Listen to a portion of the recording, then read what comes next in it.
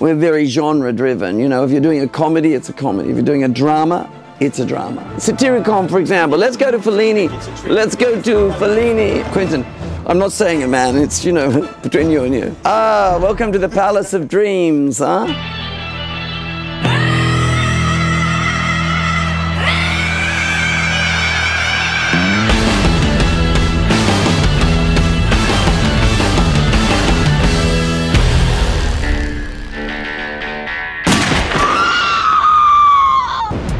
Vidéo Club. It's very distracting to be in this store because I know I'm supposed to talk, but all I want to do is look and get lost and pick up a film and go, what is that? And then discover something new. You forget when you do what I do, you forget the childhood magic of escaping into the cinema. And so it's so precious that a place like this still exists. My diet of cinema was a lot of the older classics that in the 70s no one cared about. No one cared about Citizen Kane. Or musicals. For example, I see down here, we have some great classic musicals, like, you take, we'll get to this is a great one, Bandwagon, for example.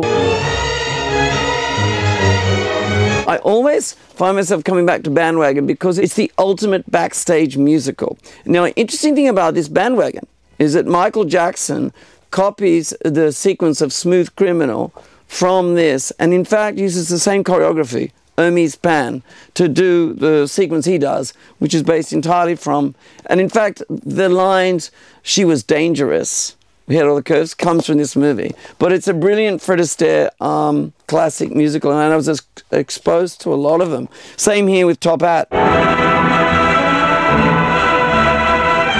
I think the thing with musical cinema is that each period has its language of musical. Back in the 20s and the 30s, the early musicals were very stylized, like Venice in this movie is like drapes and the gloss floor. It's hardly even, no reality whatsoever. You know, and the orchestra just appears and magic happens. But as time goes on in the musical, we find it become more real. For example, something like Cabaret is a more realist piece. Welcome and bienvenue.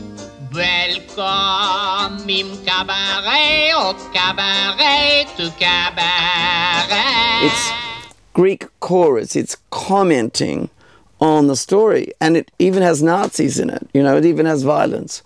So each musical is a reflection of the period it's in, which was sort of a jumping off point for me for Moulin Rouge, because I was looking for what could the language be for our time and our place.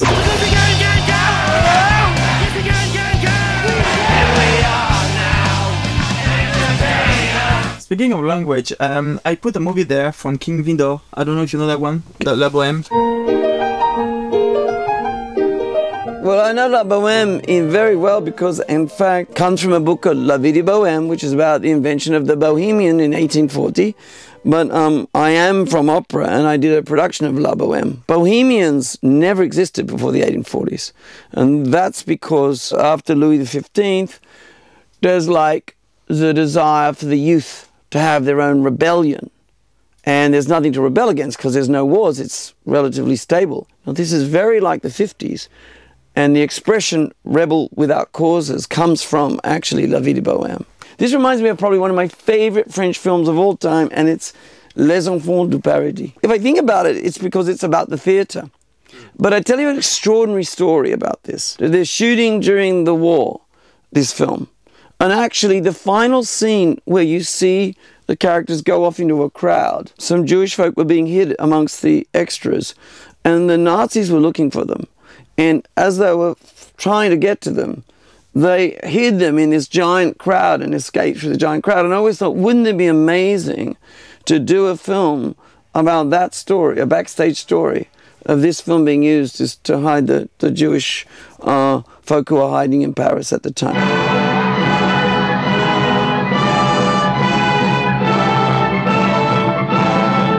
Diva, and you know what, it's funny about this? There are films you go, gee, I saw it when I was young, and will it still hold up if I watched it again? Because it's not a film people speak a lot about, but I loved it because it was about an opera singer, Jesse Norman.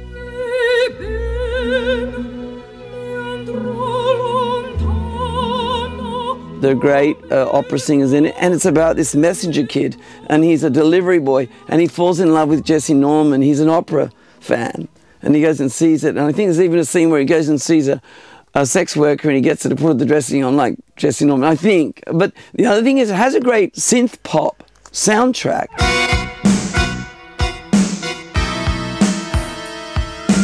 And I think it's kind of in vogue again, so Binix, I'm not sure how it holds up today, but it was, for me, I thought it was très cool, super cool.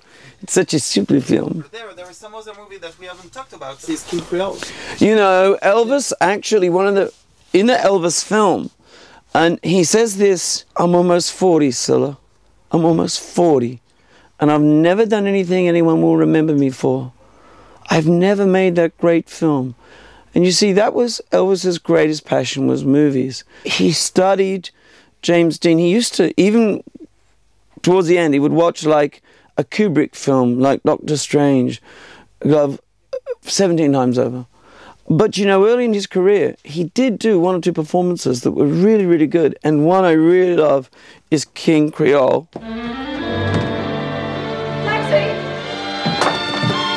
It's funny about King Creole because see how they present the cover? Elvis and the girls, right? But it's nothing to do with that at all. It's to do with juvenile delinquency. And Walter Matthau's in it. And it's actually quite edgy. The character's quite edgy, kind of street kid, you know, working in the old bayou. And it has one of my favourite Elvis songs of all time, which is Crawfish. Well, I went to the bayou just last night. Brilliant piece of music. But see how it's sold? This would be Colonel Tom Parker's idea. Elvis with girls. There is a masterpiece just next to the movie that you've put there. Yeah. This is an amazing influence on me. I think in our cinema there was a re-release of this film, and on the big screen it's where I fell in love with the epic scale, and it's Lawrence of Arabia, David Lean.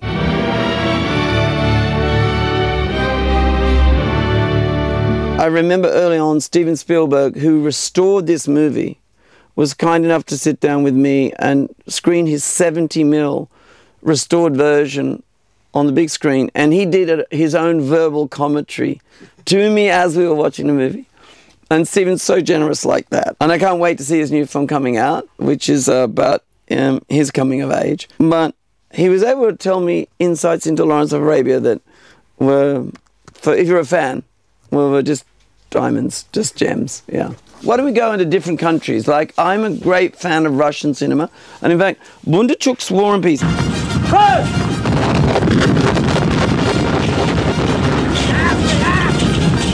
Please don't take offense. This is a not very good copy of Bondarchuk's War and Peace. It's okay.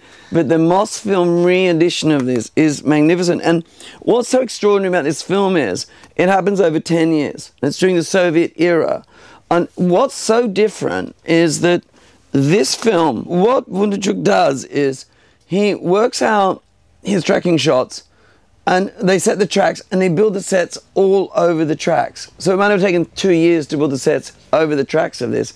And I mean, people actually live and die on this film. The other thing is, this is really extraordinary about it, because it was a Soviet period. They're using stock and cameras that were never understood in the West. So the reason it has such an unusual look is because we don't know what the film is. We don't know what the technology is. It was kind of a state secret. The other thing that this is famous for is that it has the world's greatest and highest crane shot, because it's in the beginning and it starts and they put it in the Sputnik and it goes up into space. So if you want a crane, go get yourself a Sputnik. And of course, Russian acting in the Soviet era was just on another level. I know as a kid I experienced, when I was very young, Russian drama schools and stuff, and we used to go like, how do they do it? Well, how they do it is they rehearse one scene for a year, you know. Soviet Union, no cap on budgets. Fitzcarraldo, of course, maybe flawed, but incredible. For me. We forgot something! What? Caruso! Enrico Caruso! And what's really extraordinary is that there's a whole other cast before this film was made, with Mick Jagger in it, and, you know. But I think it's the kind of just incredible scale of the dreaming the dream in this is just, you know, gargantuan and hopeless and tragic and futile, but beautiful nonetheless. So I love that. And what about the Asian cinema? Sergeant Ray. Do you know what's so great about Ray, which I think is terrific? It's a trilogy, Apu. The term Bollywood cinema is kind of offensive in India, actually. You know, because there's an implication that there's a style that's Bollywood. It's just Indian cinema. Some of it, and what I learned from their conventions, having worked with the great Amitabh Bachchan, who is the most famous actor in the world, actually. You know, you have lunch with Amitabh and he has to go to the window and wave to 2,000 people. So, excuse me, I just need a moment. But what's extraordinary is a bit like Shakespeare, the ability to have a film language where you have high comedy, musical number, and drama all in the same film, you know? We're not used to that. We're very genre-driven, you know? If you're doing a comedy, it's a comedy. If you're doing a drama, it's a drama, you know? But there's an Indian language which mixes it all up, and somehow it works, and it's so inclusive. You know, I was talking to another great director, to someone who I look up to, George Lucas. We're good friends, and he was telling me about Kurosawa, what Kurosawa said to him. I build worlds, and in world building, it doesn't matter what the world is, but you've got to have an immaculate reality. And George and I were George was telling me about what Kurosawa used to talk about, immaculate reality. Star Wars is an immaculate reality. Hey, we don't serve their kind here. Romeo and Juliet. I don't know if it's immaculate, but I've tried to make a reality whereby there are internal rules in the world that you, the filmmaker, must understand. Even if the audience doesn't, you can tell that the rules are consistent. And so therefore you believe, you know. But he's a master, and of course taking Shakespeare and giving a Japanese interpretation to it. I really love manga, and I'm sort of in that world at the moment. But Paprika is, I know, as an influence, I think, on Chris's film, and different people. Many people have been influenced by this film. I mean, there's lots of manga that is great, but there's just something about, there's the visual language of it, but there's something about the abstractions in it. This is a film of immaculate reality. The rules within the film are completely coherent. You never question what the rules are and what the world is, even though it's really quite heightened and abstract, you know. And I love, the soundtrack is fantastic in this. Down here on the left, let's see what we got. Ooh, Get Out. Get Out's great, strange. Yeah, I mean, so many. Here's something, which is, Bob Fosse is so interesting because you take something like Cabaret.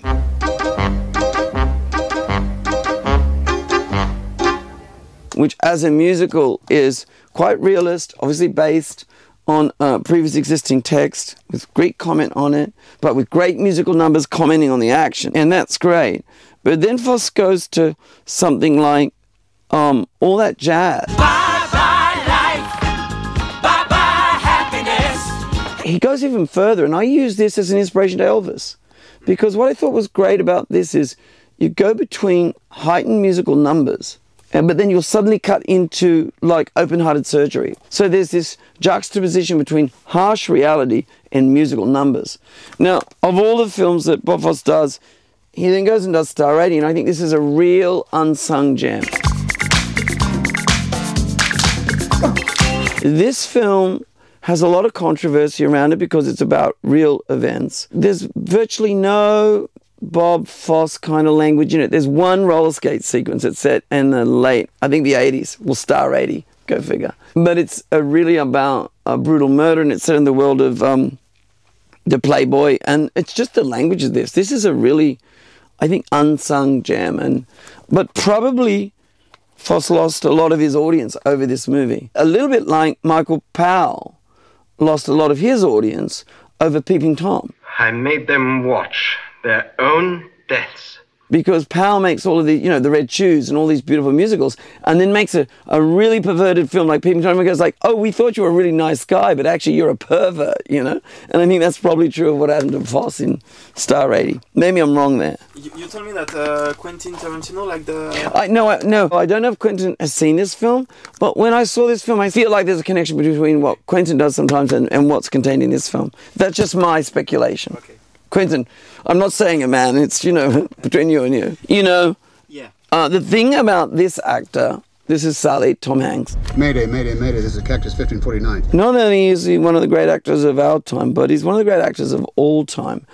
What makes him extraordinary is that when you go to actors, mainly you'll say, look, what if we go this road, or let's try that? There might be some fear there, whereas Tom tends to be like, he'll go like, okay, watch this. He never says no. The other thing about Tom is that he leads the team. He comes onto the set. He never leaves the set. He's always playing games with the extras or sitting by reading a paper. He does not like to go back to his trailer and be on his own. He lives, he breathes, he is movies. That's the only life he's known. And he's so comfortable on the set, and he uplifts everyone.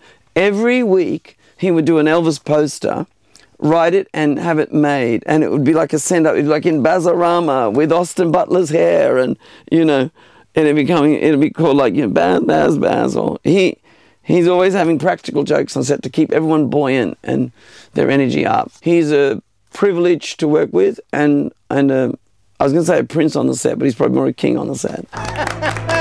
You know, I see here Kubrick's Eyes Wide Shut. I have a little bit of a personal history with this film, because when I set out to make Moulin Rouge, Nicole and Tom had just finished this with Stanley Kubrick, and I'm such a fan of Kubrick's, and of course we were all like, what's Stanley really like, you know? And Nicole had given me Stanley insights and things, and then tragically, Stanley dies, I think, just before we get going on Moulin Rouge. I think I'm right about that. But it was great to be even close to him on that, and he's such a fascinating character as a storyteller. Why don't I just actually look for something randomly and just see? Yeah, let me just have a look around. Like, so we're down in England, actually.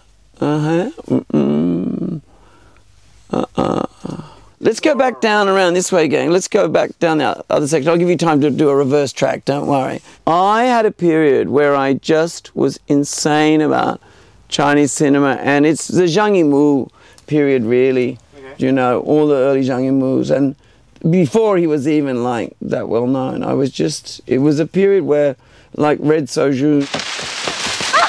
And also a lot of the early, do you know, one of the great things about the early Hong Kong cinema, like, for example, the Kung Fu pictures, or IP Man, that's Korean, but it's just great. What I learned later on in doing the Get Down is that all the Bruce Lee films were the ones that all the kids in the Bronx went off to see. And hip-hop dancing really came from their obsession with lock and rock, came from their obsession with Kung Fu. So they sort of converted it into movement. So I always thought that was a great revelation. We were crazy about Bruce Lee. Let's have a look down here. Swing that camera. You don't want to leave. No. You want to leave. I don't want to leave. What are you kidding? I see a Fellini box set. Satyricon, for example. Let's go to Fellini. Let's go to Fellini. Ah, Satyricon, you have it here.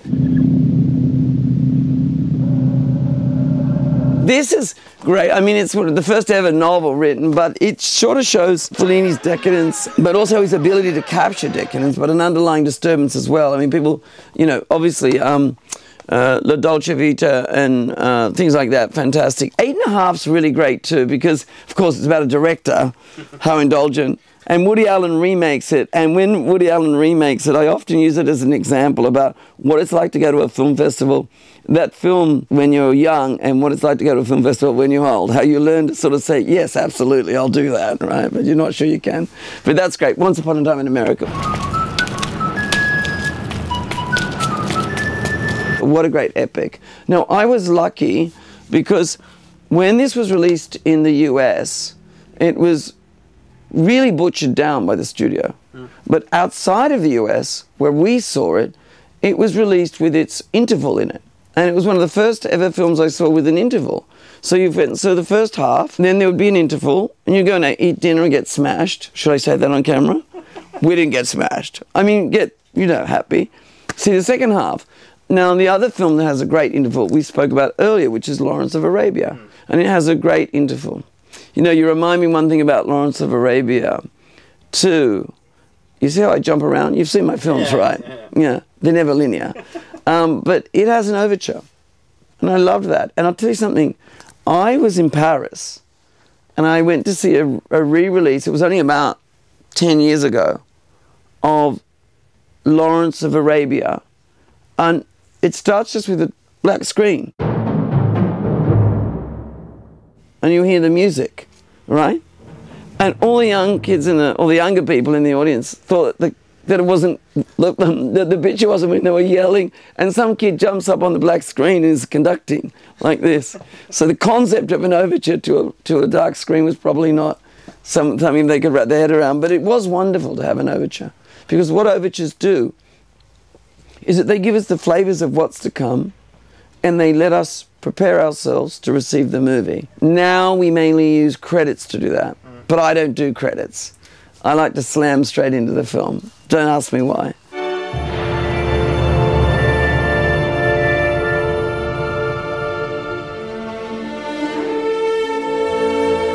Two households, both alike in dignity, in fair Verona, where we lay our scene.